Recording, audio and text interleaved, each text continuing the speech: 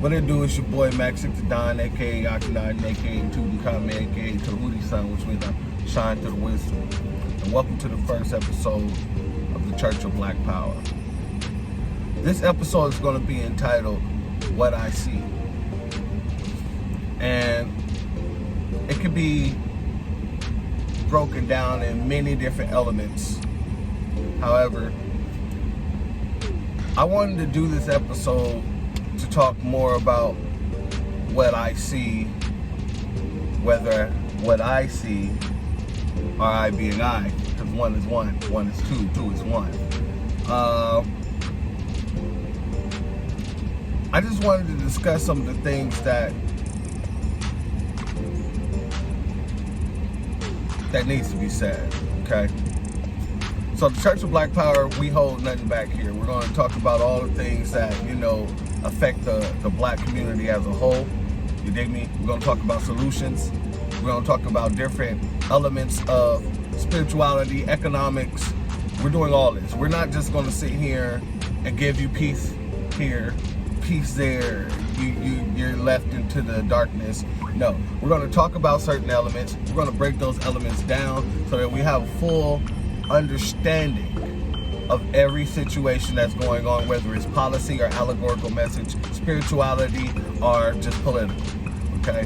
We're here to raise up the minds and hearts, and spirits and souls of all those who really wants to know, who's really trying to figure out what's really going on and how they can actually help benefit their people.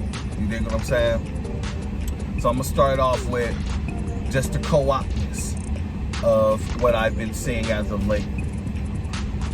Unless you've been living under a rock, you know what's going on with the situation with George Floyd. The situation with George Floyd at hand now, with all the rioting, the protesting, and things like that. Now, one of the things that I see is that this situation has been co-opted. Whether people want to admit it or not, this whole situation has been co-opted. Now, there's conspiracy theorists that theorize that George Floyd was a crisis actor and he was working with George Soros and all this other shit to start a race war, yada, yada, yada, yada, yada. You can look in other areas if you want to get the exact logistics, the exact logic of what they're saying on there. But I seen the man's dead body personally. I went to the memorial yesterday and I saw the man laying in that casket. It wasn't somebody else. It wasn't a closed casket like a lot of people think it was going to be. Maybe it was because it was rumored that the funeral itself was going to be closed casket, that everybody thought that no one would be able to see the body. But let's just put that to bed. It was him in that casket, okay? But this whole situation, although the situation with him is real, the situation that circles around it has been co-opted, okay? What I mean by that is that when I went to the protest out here, I think it was last week, when we first walked to, it was Saturday, it was the second protest, excuse me.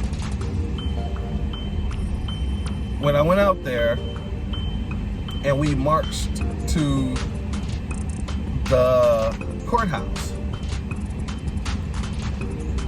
it was thousands of people there. Thousands of people marched. We get to the courthouse and this was literally so unorganized that you could see the elements of who's there for us and who isn't. And I'm grateful for that. I'm very grateful, because here's the major thing. Although it was unorganized, it was meant to be unorganized because we were able to see who stuck out like a sore thumb. what I'm saying? The news was there. And a lot of the things that I come to realize is that people walking and marching and all that other shit, although they may say that they're there because they want to see equality, which we're not looking for. We're not looking for equality. We're looking for equity. We're looking for social equity, and we need everybody to understand that. It isn't about equality. Equality is just basically what you said we've been since we asked for equality in the 50s, and you guys said, okay, you want to be equal? Here you are. Well, how do you become equal when you were already set back 450 fucking years, 500 years economically? How can you become equal when there's already a set guideline for what's what? Politically, policy-wise, and otherwise, economically, housing-wise, there's guidelines to show what equality is. Saying a person's equal to you is not the same action as showing the equity in that. We don't want equality, we want equity. We want everything that's owed to us was due.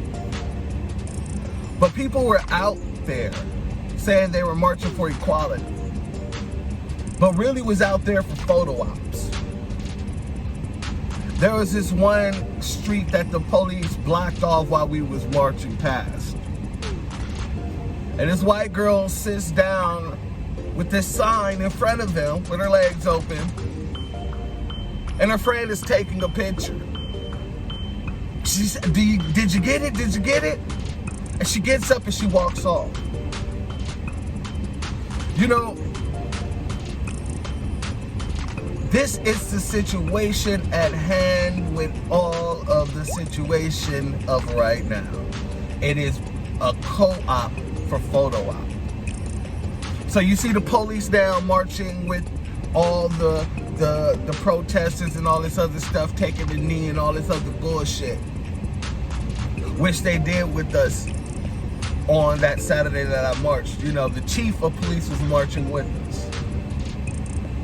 Then they did another march after, which I did not go because I realized what was going on. It was more of a photo op because the mayor was supposed to march as well. And I started asking myself, I said, well, these are people that can implement change immediately. The mayor can implement change locally. The chief of police, whether I believe he was there with good intent or not, he has the power to implement change locally as well. You get what I'm saying? I spoke with Sheila Jackson Lee. She has the power to implement change. And I'm supposed to be interviewing her, and I'm looking forward to that because there's a lot of things that I will be discussing with her. But my point is, this movement has now, or this situation has been taken and utilized for another's gain. It's PR now. It's PR for the police department. But they're not showing you the situations where like on that Saturday where we was marching, they interviewed the chief of police walking right beside me. And he was saying how we're a community, all this other bullshit, this, that, and the third. And I'm from California, I'm in Houston. So when I'm hearing that shit, I'm already like, okay, well, let's see if this day is gonna end well. We got blocked off before we got to a bridge. And they was willing and almost ready to bust heads open, if not ready. Okay? This is what set me the fuck off, because you know, Black Lives Matter was out there, there was some ADOS out there, there was a couple of other groups out there. So we was walking unified. Some, you know, the white allies from Black Lives Matter, they turned around and they linked arms and they created a barricade in between the black people and the police department. Now this is how you tell an ally. This is what I see. One of the allies come to me and he says, you know what? They're blocking us, but I think that since we're already linked arms and all we need to do is just turn around. Excuse me, they wasn't turned around yet. They were facing the police. We need to turn around and just back up. What's the worst can happen? I told him just like this, you can get your head cracked open. He said, what else can happen? That man was so willing to get this point out that he was willing to sacrifice his own skull. That's an ally for me. But I digress. So as the allies are sitting there linked in arms, I'm walking through and I'm talking shit to all of these officers. And I'm not talking shit in the manner of disrespecting them. I'm talking shit on the whole level of, I could have swore to God that the police chief just said this is a community and family and they're only here to make sure that our First Amendment right is protected. But almost throughout that whole day, we was walking. We had agents in the crowd. We had police officers circling our areas, trying to keep us confined to certain areas. We had SWAT on the block. But yet, this is all for the interest of us. This is how they get people to believe bullshit, because this is what they tell the media. And then they turn around and then shit pops off when the media isn't around, or the media only releases what they want to release. You get what I'm saying? The media was there. This woman that works for the Houston, I don't even know her name, but she was interviewing the chief of police in Houston, right beside me. When we get to the courthouse, they would turn on their cameras because they wanted the dysfunction that was there.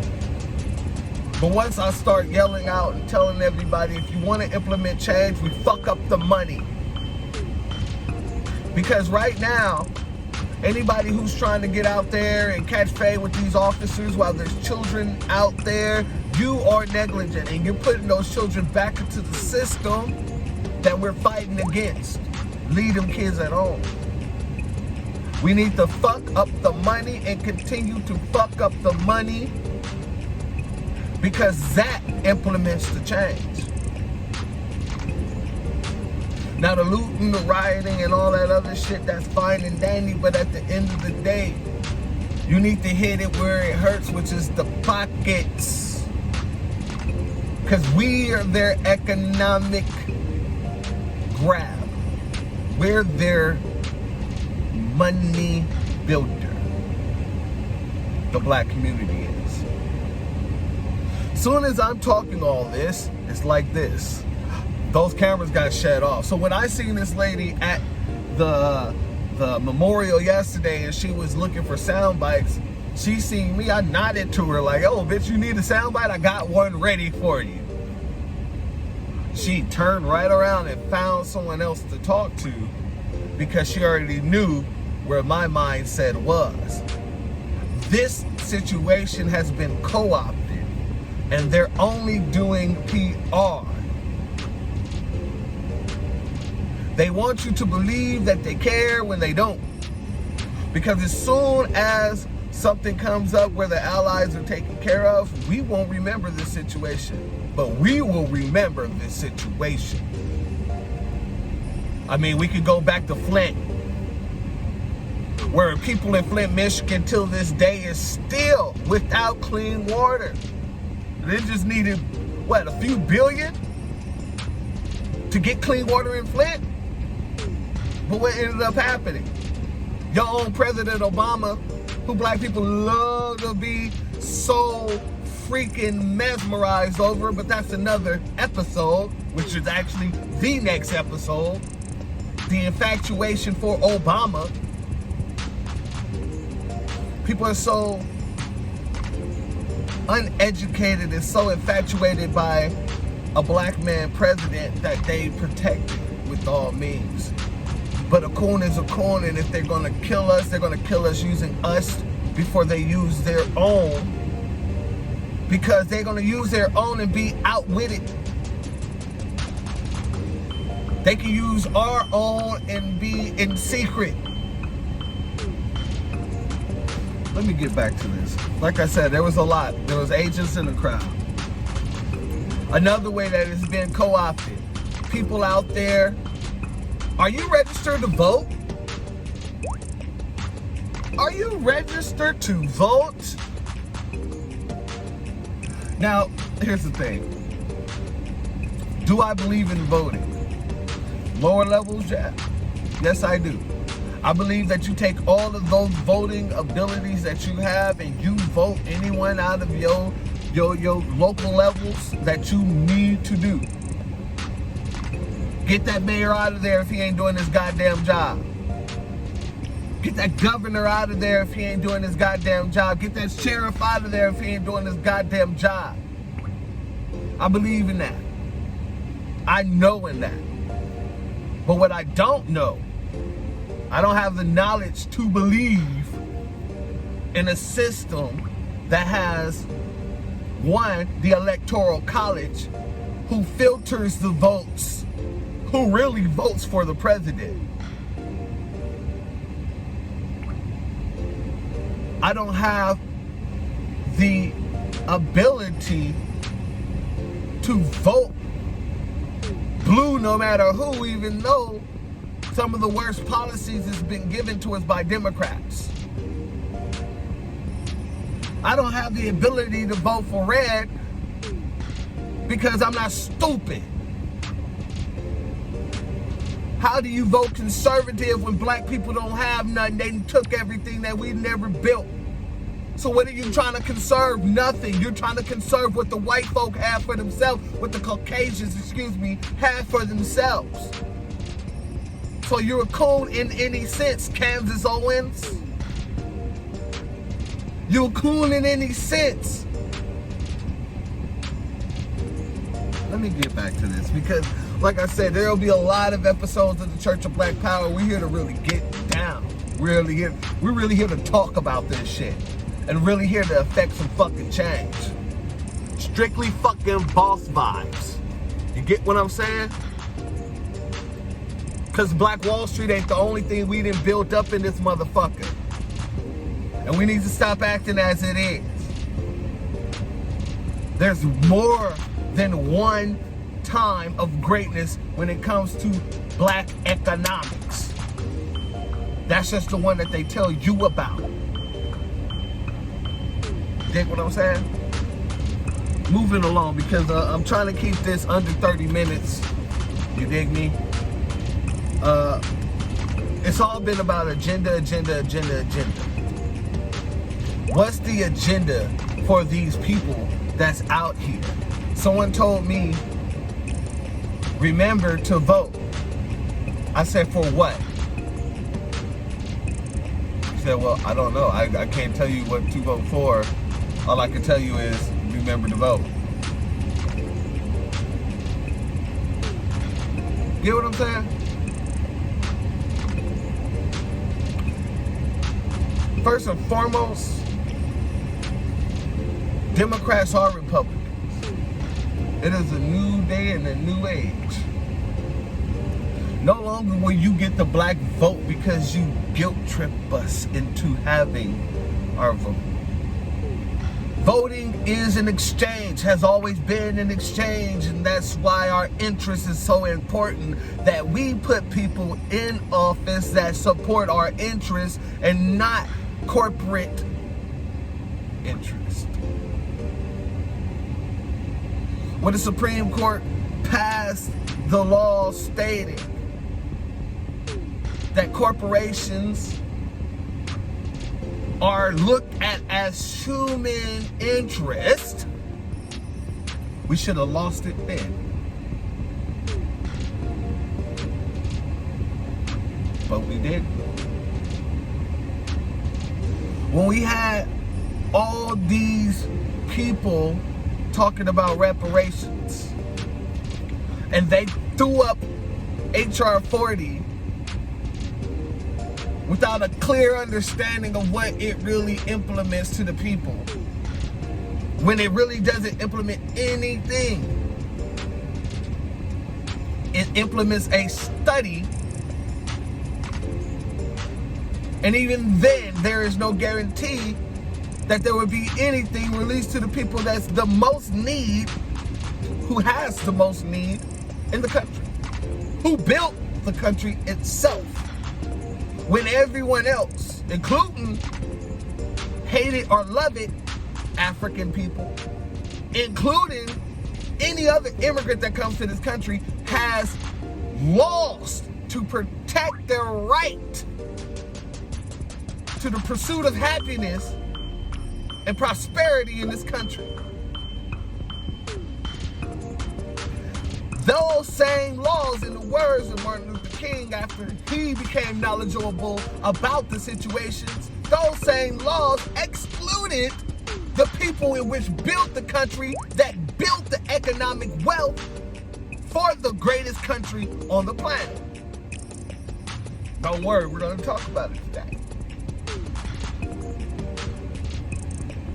When we speak about these things, it isn't segregating ourselves from our fellow African brothers and sisters. No, what it is saying we have a specific lineage, a specific claim. We had a specific thing that happened to us throughout history that you have no understanding of. We love you. But a lot of you don't love us in the same way we love you, because you're trained not to before you even accepted into this country. Before you can even get the same things that you want from these white folk to make you feel that you're better than every other black person who's been here for 400 years and couldn't do nothing. They tell you what you have to do, or else you'll get nothing. Let's talk about it. I'm not trying to sound holier than thou. I am trying to enforce this into your mind as deeply as we can put it. It needs to go into the deepest parts of your subconscious. So what else do I see? Well, at these protests, we got people dancing around, crunk dancing in front of the police and shit. Cha-cha sliding.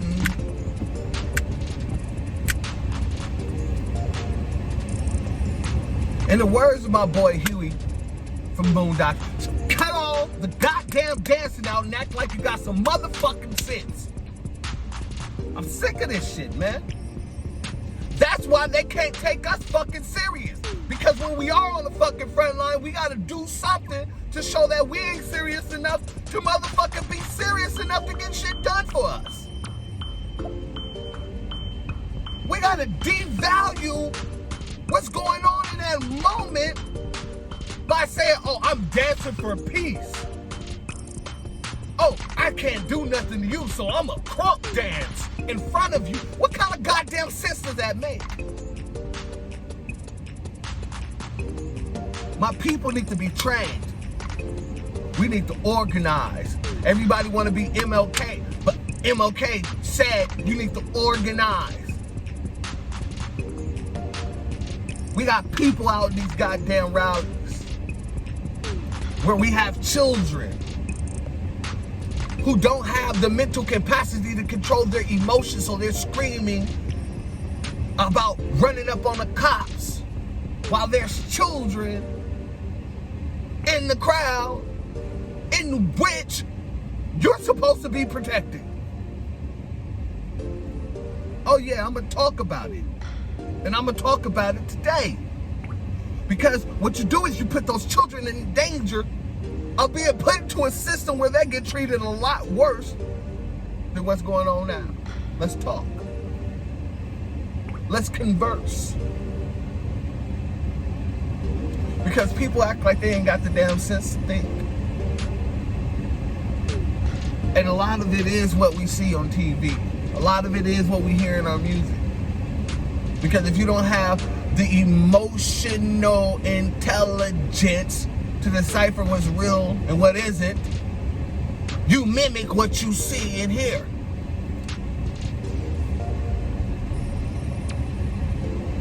You mimic what you see and what you hear. And this is why our young brothers and sisters are so critical to grab and really start mentoring. Really start giving them some information on how to get through this shit. Not get through it in how to take it, but how to get through it in the capacity of how to strategically plot. To be able to make it a situation where you're not putting all your up-and-comings into danger. I get it, we're mad. Waiting for powering. I get it, we're hella mad. But you can't go to war without having a strategy. You can't go to war without funding, because you can't go to war without weapons. You can't go to war without freaking plotting your ins and outs of how you're going to win that war. You can't just go and go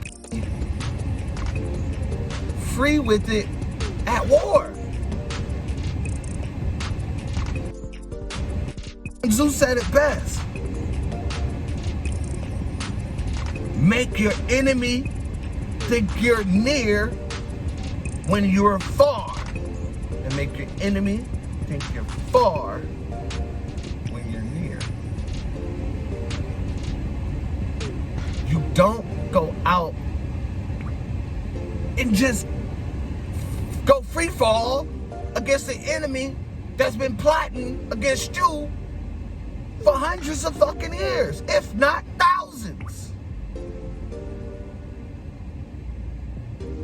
I don't see the logic in doing so. We need to get together. We need to find ways to do our meetings together and discuss these things. Black town halls. That way when we go out, we're trained. We know what to do. We know who to listen to.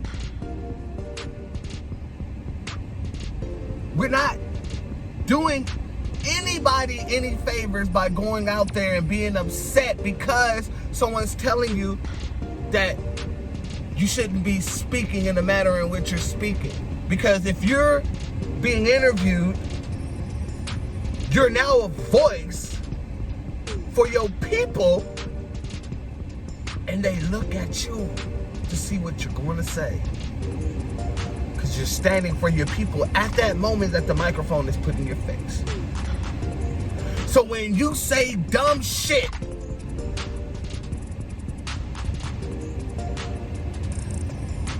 they believe you're dumb, and they believe your people are dumb enough to fall for anything that they throw in your face. That's why it's important to be trained in what you do and say when it comes to your people. I never, ever, ever, ever do any type of interview or when the camera's put in my face. I don't speak off of emotion. I don't speak off of false knowledge that I have due to a false country. I speak off of statistics. I speak off of the manner of, do you see these numbers? Do you see how many black people are being affected by these numbers? Economically, spiritually, mentally? Do you know black people are the number one when it comes to any type of situation in the government when it comes to stress? We're the number one when we go to church, stressed out, and think we need to put money into the collection plate and get nothing in return. We're the number one to go out and vote for Democrats or Republicans and get nothing in return while everybody else is getting everything. Example, this hero bill that they're working on, where Indian natives or whatever is supposed to get $50 billion. Motherfucking immigrants are supposed to get somewhere around $20 billion. And then the Black Caucus goes up and put up on their Twitter page that they were happy to get more food stamp benefits. When that doesn't even goes all the way to black people. One, even if it did, that doesn't mean shit. But food stamps are more benefited by white people than black people. Let's be 100% honest. There are more white people on welfare than there is black people. Let's be honest. Let's be frank. Okay? Because what happens is, in all of this situation, their interest in those other groups are taken care of. But the Black Caucus, who are supposed to be taking care of our interest, are taking care of immigration interest. Immigrant interest. The Black Caucus has become the immigrant caucus. We don't have anybody fighting for reparations for us, but us. We don't have anybody fighting for our interests, but us. There are no black policies unless we bring them. And then they're shut the fuck down. This is why I can't wait to have conversations with Sheila Jackson Lee. Real shit. Because as I told her, I have the heavy hitting questions and I'm not, I'm a very nice guy when it comes to cordiality. I'm very, if I create that word, then y'all my witness. But when it comes to be cordial, I can do that in a heartbeat. Because I'm not disrespectful to people who are disrespectful to me. But when it comes to asking a question or journalism, I'm unapologetic and I'm unfearful for who I am and for who we are. I'm unapologetically black. So you can't be unapologetic without stating what needs to be said. And I'm just gonna say this as well. Nobody should ever say we need to be colorblind, because then you're working against your own people, whether knowingly or unknowingly. If you ever said it, it's not a big deal. It's about learning. It's about learning the terms that are used against us. Nobody should ever say people of color, women of color, any of that shit. Black women. Why? Because here's the thing. When you speak minority, you're not the only minority on this continent. White women are minority. Okay? Indian women are minority, and people of color, women of color, like Kamala.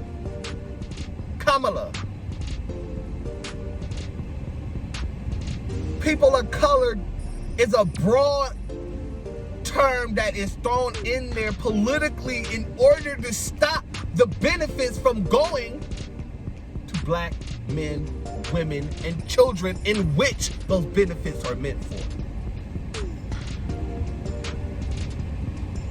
This is the problem. We have to stop being so arrogant as people to where we don't want to learn.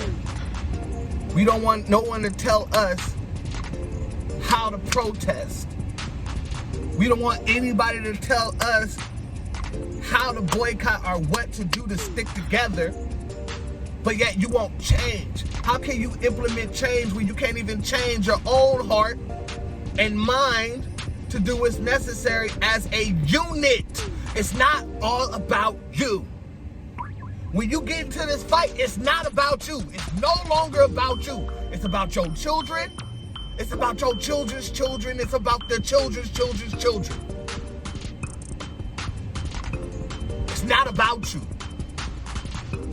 It's not about being seen. It's not about getting likes. I don't give a damn how many likes I get. I don't give a damn how well people come to me on my site and press that like button.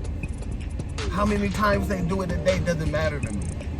What matters is when the people who need to see it, because let those with the eye to see, and let those with the ears to hear. This message ain't meant for every fucking body. This is strictly boss vibes only. We're not here for people who want to be workers or soldier bees. Not saying we don't need workers and soldier bees. What I'm saying is workers and soldier bees don't think for themselves. Workers and soldier bees are told what to do even if they think they shouldn't do it. They're more fearful of losing their job. A worker bee don't give a damn if they feel what they feel. If they're told to do something, they're gonna do it if it benefits the hive. So I have nothing against worker bees, but they don't think for themselves. So we need worker bees, but we don't need worker bees trying to speak 100% of the time for people when you don't have the actual information that you should be having to speak for the people. Economically, socially, mentally, strategically. We don't have that right now. We have a bunch of people who have names that have no sense because they're listening to someone else without their own form of research. Or they'll get information from people like Antonio Moore, Yvette Cornell. They get information and then they'll take it, that intellectual property, and then go try to speak like it comes from them, but don't know how to break this shit the fuck down to make people understand why it's critical.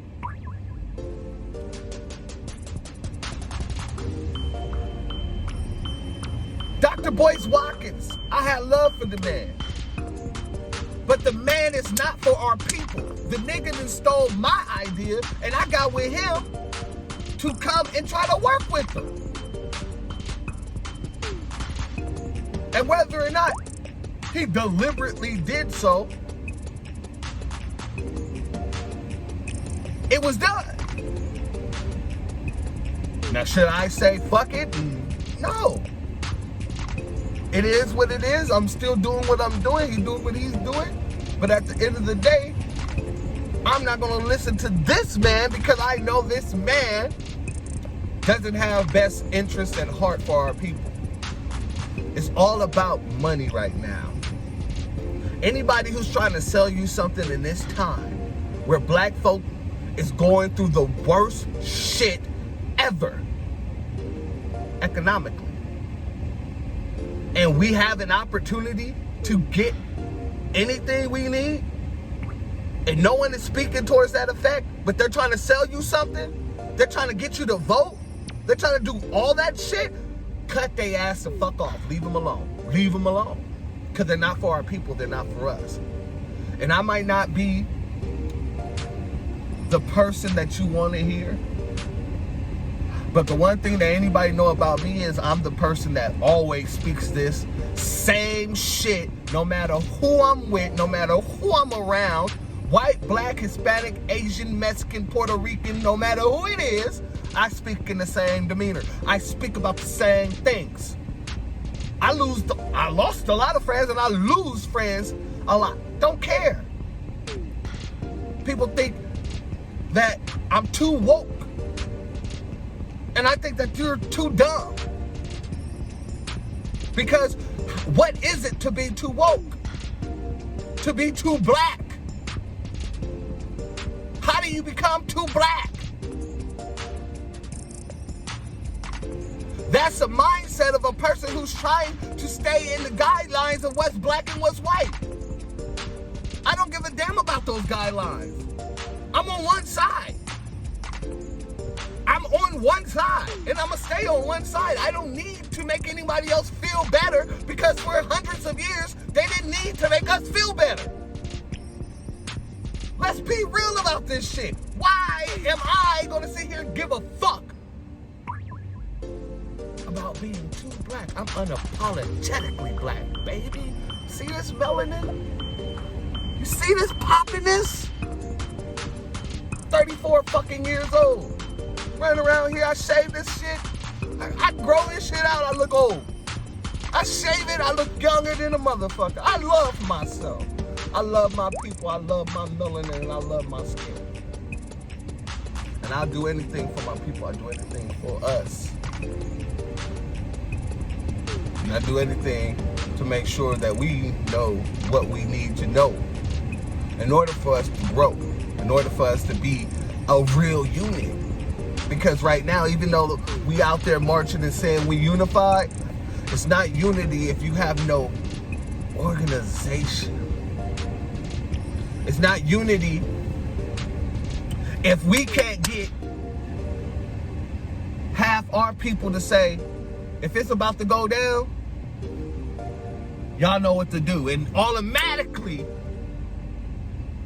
half our people take those children, or a quarter of our people, whatever, take a portion of our people, take our children, take them home and watch them, protect them, and guide them in case anything happens. If we can't do that, then shut the fuck up about anything about setting the shit off when you have children around you. I'm not against going off and doing what we need to do. But be smart about it. Better yet, be smarter about it. Because I believe all my people are intelligent, but also all my people are ignorant. And when I say that, I don't mean that in a horrible way. Ignorance only means that you are unknowing to something. I'm ignorant to a lot of things. And I grow and I learn every day. And we're all ignorant to something. But this is one place where we can't afford to be ignorant anymore. This is one place where we need to take everything that we have, look at it for what it is, and know that at the end of the day, our allies can go home and continue their lives. No matter who's there at those marches, they can go home and not have to worry about things that we're going to have to go home and worry about. Not just being killed in the street by the people that we pay, but going home and not having the proper means to take care of your family. Going home and knowing that there's trillions of dollars being pushed out and black people are being denied. Billions of dollars went to corporate businesses that didn't need the money. Billions of dollars was denied to black people who have businesses, or have a business. But they were denied because they didn't have a relationship with these banks that had the power to okay or deny, which most of these banks went with other white businesses, even if they didn't have a relationship with them. We don't have much time, or we have all the time in the world. But that is a question that only we can answer. I thank everybody who made it to this point. I thank everybody who took the time to really listen. This is the Church of Black Power. I'm your boy Max 69, aka Akhenaten, aka Tutankhamen, aka Tuhuti's son, which means I shine through the wisdom. If you really, really care about our people and want to affect change, then, you know, share this video. Like it, comment, subscribe, because all this shit it's seen, get it through the algorithms that all these punk ass fucking places like Instagram and Facebook and YouTube, they use these algorithms to stop us from putting out messages and to stop people from seeing them. So if you really care, like, share, comment. And when we come with episode 2, when we talk about Obama, either you gonna love me or you gonna hate me. But either way, it's not gonna make me. Because I do it genuinely, and I do it because we need to know. And you can never, ever know your enemy until you first look at your enemy within self. We gotta clean house, everybody. We gotta get all these people out of our house. Because they say a house divided can't stand. Well, if they're in our house, they're dividing the house every fucking day.